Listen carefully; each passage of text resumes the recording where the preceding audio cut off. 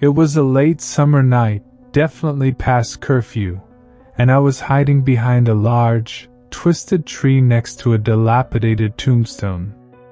I was about 15 at the time and still relatively afraid of the dark, but I didn't want to show any fear around my older brother's friends. You see, we were all playing Ghost in the Graveyard. If you've never played this creepy children's game, it's basically like hide and go seek tag in the dark. Usually contestants play it in their own backyard, but we decided to spice it up a bit and head to an actual graveyard. This graveyard was about 2 miles from our house and posed as the perfect venue for our activities. This time, Kent was the ghost. His job was to find us and stop us from reaching the base, which in this case was the gate to the graveyard. Kent was a character. He was the MVP of his soccer team, voted most likely to succeed, about to graduate with honors, but man, was he a pig. I loved him, but he was a total pig and everyone who knew him wouldn't disagree. He really just had no filter and had developed a strong reputation throughout the years for speaking out of turn a little too often. Gotcha. My heart dropped as Kent grabbed my arm and pulled me to the ground. He found me. I was bummed. Am I your first victim? I whined. I thought this was a good spot, too. Nice try, Grace. Just kidding. That sucked. Worst spot ever.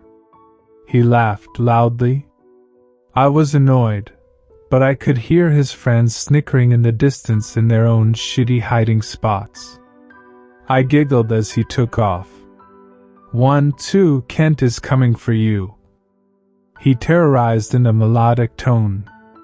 Just then, I heard someone scream hysterically, but it was followed by a bunch of laughter.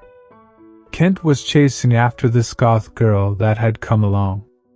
She clearly didn't fit into the group, as most of Kent's friends were total jocks, but this was his best friend's new girlfriend.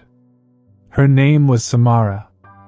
I heard that she used to practice witchcraft at lunch and do tarot readings for her friends during assemblies.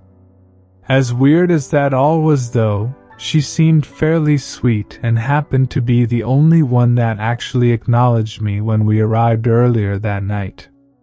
I had nothing bad to say about her.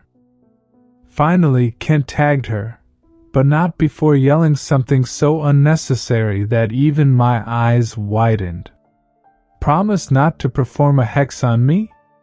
He chortled and then smacked her back, attempting to tag her, but actually just forcing her off balance. She hit the ground and looked up at him. You better watch your tongue, she snapped. Okay, that's enough. Samara's boyfriend came out of his hiding place and helped her up. What? It was a joke. He reassured, but you could tell he was still laughing. Alright, fun's over. His other friend stepped out from behind a rose bush and grabbed a blue backpack from the grass. Let's go. It's getting late anyway. I knew this was going to happen. He always pushed the envelope a little too far. With everything. Where's my flippin' soccer ball? Ken asked. I had it earlier. Dude, I'm sorry, but I got to go. I can help you look for your ball tomorrow, but it's too dark and there's like no moon tonight. His friend apologized. Just go. I'll make Grace look with me. He pinched my arm, playfully. His friends hopped on their bikes and began pedaling down a shortcut through the woods. About 10 minutes went by. I was pretty tired at this point and really didn't feel like looking for my stupid brother's soccer ball anymore. But it was his prized possession and there was no way he was leaving without it. I certainly couldn't leave without him. I was just an innocent young girl, and we lived in an area in the country with lots of crime. It was also extraordinarily dark, and we were still about 2 miles from home. Literally the only amenities in the immediate area were a church, a graveyard, and a desolate cornfield. I'll start scrounging through this ditch. I can barely see, but it's worth a shot, he yelled. You just wait right there. He could tell I was becoming antsy as I glanced back at the long, quiet road in anticipation of our future trek. I could see porch lights to houses all the way at the end, but just barely. The rest of the road was absolutely barren. I felt shivers go down my spine as a gust of wind blew in. It smelled sweet. Strangely sweet. Then it began. It started off very, very quiet. I think I found it, he yelled. Never mind, it's a weird decorative bowling ball. Who decorates a tombstone with a bowling ball? He snarked. Hey, Kent. You hear that?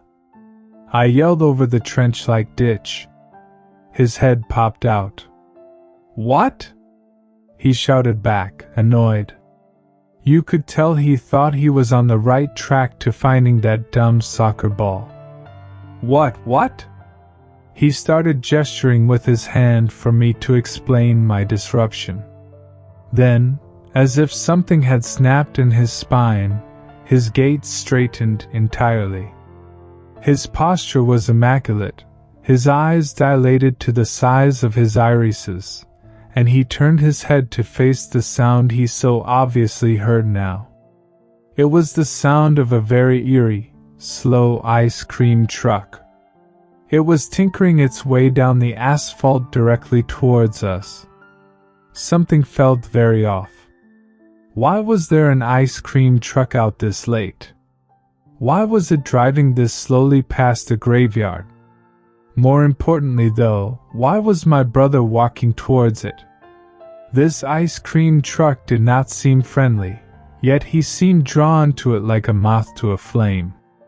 The music emitting from this vehicle sounded like the melody of an ice cream truck, but it also sounded as if it were coming through distorted speakers. It appeared to be disguised in bright, colorful lights to cover up its rusted, worn exterior. Had this vehicle just been rescued from a junkyard? Kent! Stop! What are you doing? I begged, pulling on his sleeve, but he just ignored my pleading and kept on his merry way.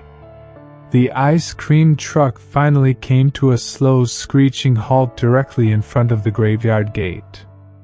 I stood back a good distance and observed as my brother swooned at a beautiful young woman in the driver's seat. Hello, she began. Would you like to try one of our new flavors? I felt very uneasy now. This was not normal. Anyone in their right mind would be questioning the intentions of this late-night ice cream truck driver, but not Kent. He was at that age though, you know, where his eyes were constantly glued on female counterparts. Yes, please, he said, elated. I rolled my eyes. She turned around and began scooping something from a large tub, then finishing up, she handed him a tall cranberry red ice cream cone. This one's my favorite. She smiled. And for you? She fixated her eyes on me. It felt like she was looking into my soul, like she could hear my thoughts. Her eyes looked completely black, like there were no whites to her eyes. I wondered if Ken noticed this as well.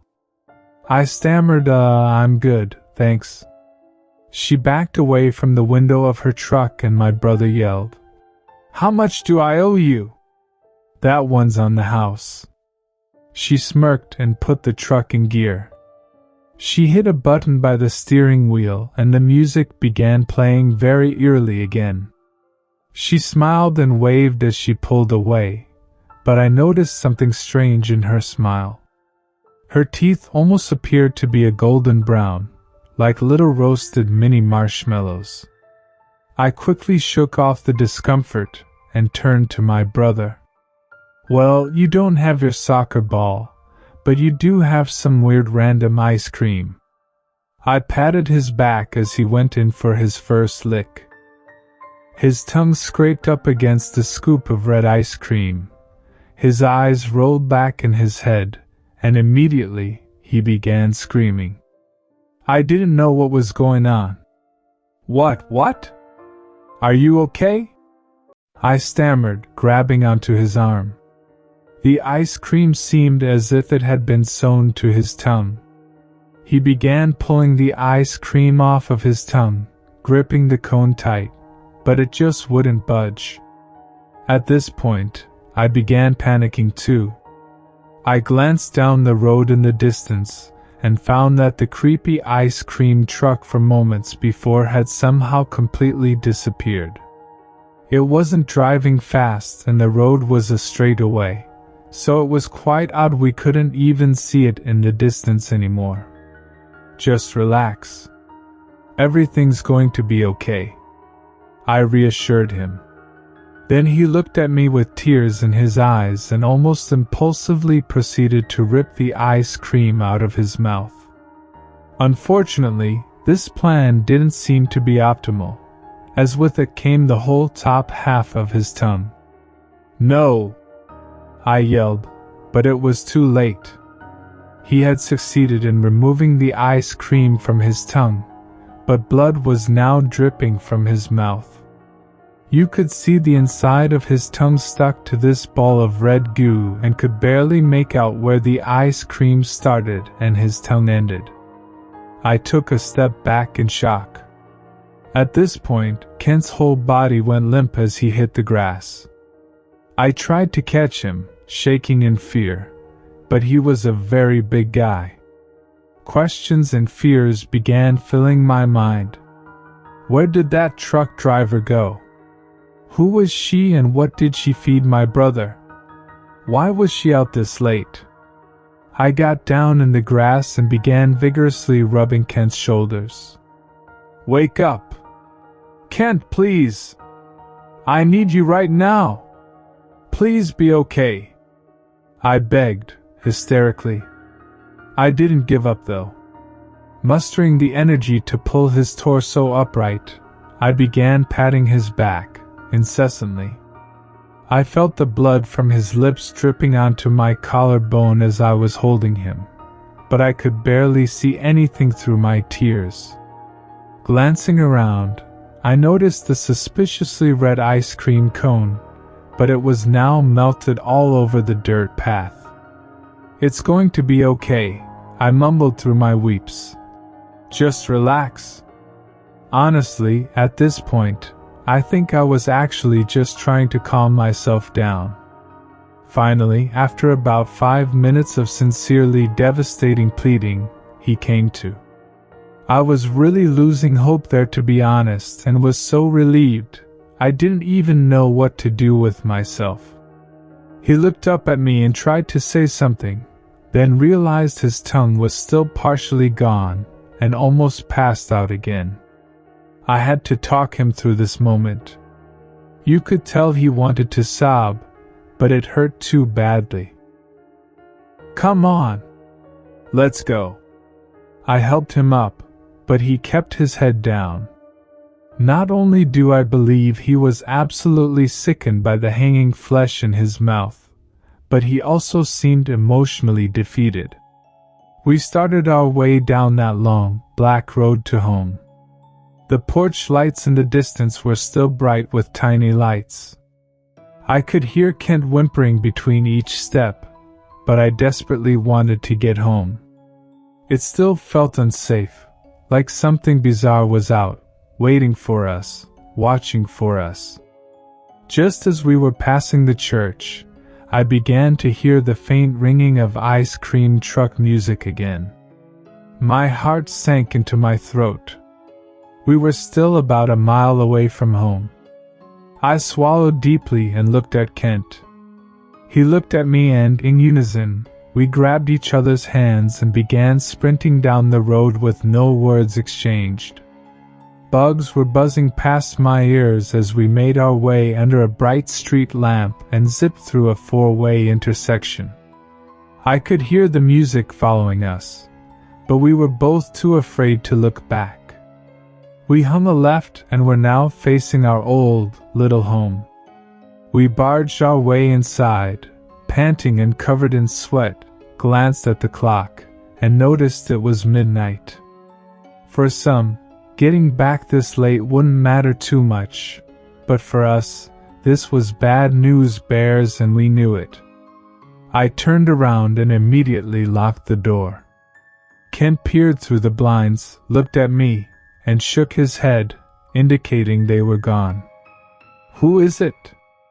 My dad bolted in the kitchen with a SPAS 12. My brother and I were still leaning up against the door, breathing heavily in fear. My dad immediately saw the blood on Kent's shirt and called our mom in. "Cheryl, come look at this," he yelled desperately. My mother came out in a muumuu with tight hair rollers in. "Oh my gosh, honey! What happened?"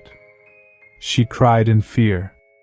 My brother tried to answer, but half his tongue was still missing and somewhere out on the pavement with that melted ice cream. But how could I tell my mother that? She'd never believe me. Ken tried muttering the explanation out, but he just couldn't form the words. He teared up, as trying to pronounce any consonant hurt him. My mother turned to me at this point and started shaking my shoulders. "What happened to my son?" I stopped her and started spilling the beans. I told them everything. "Who told you to say all this?" My mother started. "I'd bet it was those bad eggs he's been hanging out with." "Who did this to him?" She didn't believe me. My dad jumped in. "That sounds like the legend of the Cold Stone Witch." My mom was not happy with his ghostly acknowledgments and shouted, "That's an urban legend, it's not real." She finished, "Someone clearly played a prank on my poor baby." "Cold Stone Witch? Tell me more," I shouted. "Legend has it that the Cold Stone Witch will come out after curfew and lure bad children in to teach them a lesson." My father replied, "But it's all just hocus pocus." We all jammed in the car and sped to our small town ZR. My mom took out a piece of paper and a pen and tried to get my brother to write down what had happened, as she obviously didn't believe me. All he wrote was, "She's telling the truth." When we had taken him to the hospital that night, the doctors tried performing surgery on his tongue, but the muscles seemed to have developed atrophy almost immediately upon severance. He was unable to talk for a number of years and was even put through speech therapy to try to recover. I don't think he ever will though, not fully anyway. Don't think he wasn't affected mentally by all of this either. He was distraught, never the same again. He used to have such a vibrant, carefree personality, but not anymore. He was now very quiet most of the time, even though he had learned to talk again with the limited amount of tongue he had left. He rarely expressed himself, and seemed driven to long-term depression. I'm sharing this experience here in hopes I can prevent this tragedy from happening to anyone else. I am 30 now and have 3 beautiful children. Some may say I have a chip on my shoulder, but I do have 3 simple rules. 1. I never allow my children to go out past curfew. 2. They are not allowed to play ghost in the graveyard anywhere, at any time. 3. Ice cream trucks are absolutely forbidden, lest they wish to face the wrath of the Cold Stone Witch.